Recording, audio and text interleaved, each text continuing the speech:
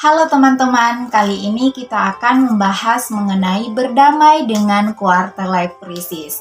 Nah, pernah nggak sih teman-teman merasa risih dengan pertanyaan seperti kapan nikah, kapan punya anak, bekerja di mana, skripsinya udah sampai mana, kapan wisudanya. Nah, perasaan yang teman-teman rasakan itu bisa saja mengarah ke arah quarter life crisis.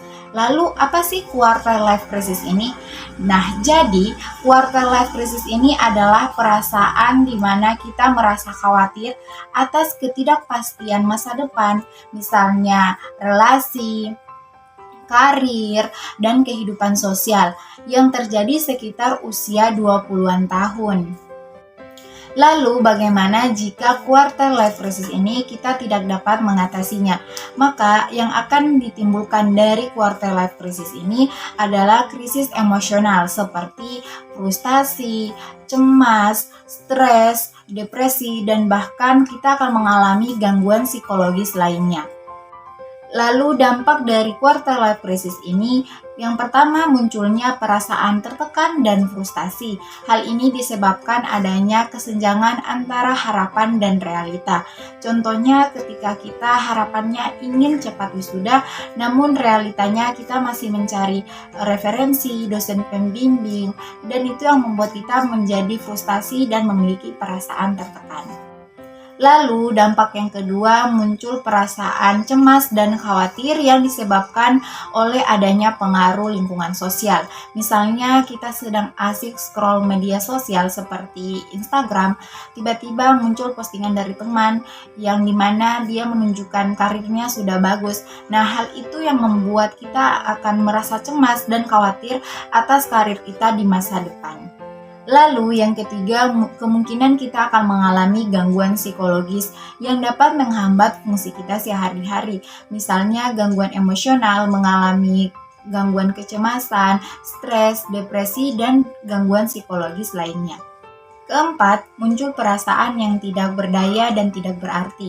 Hal ini disebabkan karena adanya anggapan bahwa sampai saat ini belum ada pencapaian yang bisa kita banggakan. Dan yang terakhir, muncul perasaan insecure yang disebabkan adanya perilaku membanding-bandingkan dengan pencapaian orang lain dengan pencapaian kita. Sehingga kita akan mengalami keraguan atas kemampuan yang kita miliki. Serta muncul pikiran bahwa kita akan mengalami kegagalan. Seperti apakah saya akan sukses seperti dia atau bahkan saya akan mengalami kegagalan. Kemudian ternyata ada fase dalam quarter life crisis. Jadi, quarter life crisis ini memiliki beberapa fase. Fase pertama, perasaan terjebak dengan apa yang kamu lakukan sekarang. Artinya, kita mulai merasa bingung antara peran dan komitmen yang harus dilakukan. Fase kedua, bingung dengan identitas diri, sementara waktu mulai mempertanyakan tentang apa yang kita yakini mengenai hidup. Biasanya kita mencapai puncak krisis emosional, di mana fase ini krisis emosional yang muncul seperti frustasi, depresi, dan gangguan psikologis.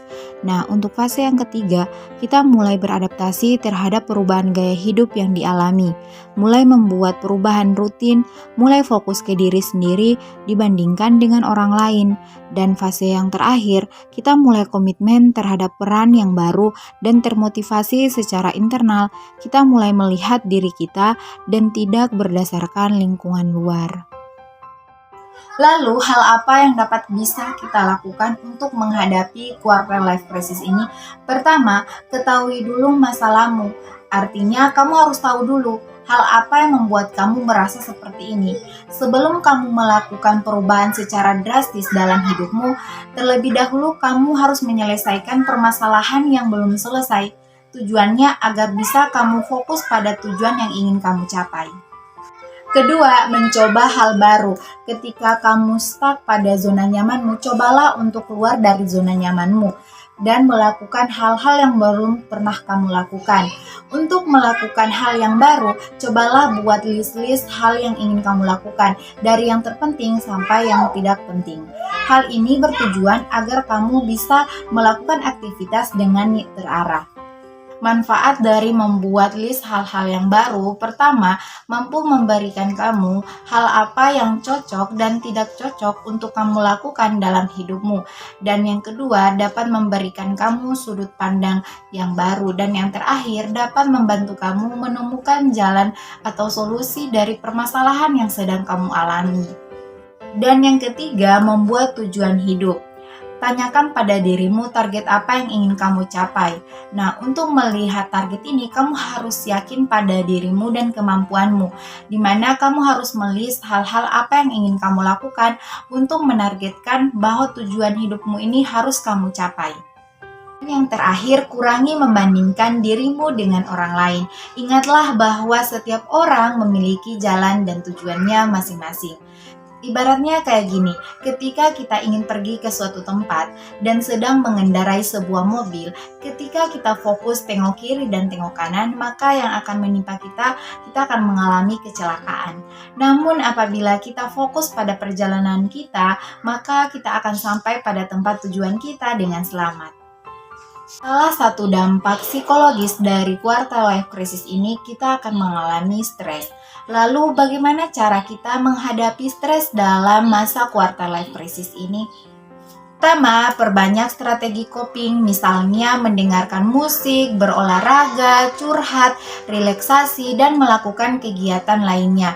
Kedua, melakukan afirmasi yang lebih positif, misalnya ketika kamu sedang melakukan pekerjaan dan kamu merasakan kelelahan, cobalah buat kalimat yang lebih positif, misalnya kamu pasti bisa, kamu mampu melewatinya, yuk semangat lagi. Ketika kamu melakukan hal tersebut berulang-ulang, maka akan meningkatkan self-esteem atau harga diri. Dan yang terakhir, cobalah cari lingkungan yang lebih positif. Ketika kamu menemukan lingkungan yang positif, maka akan meningkatkan kesejahteraan psikologis. Jadi, quarter life crisis ini mungkin merupakan periode di mana kita merasakan kesulitan. Akan tetapi, hal ini juga bisa menjadi titik balik yang dimana digunakan sebagai sebuah kesempatan untuk kita menemukan solusi baru dari permasalahan yang kita hadapi dalam hidup ini. Jadi, untuk kita semua, yuk semangat lagi!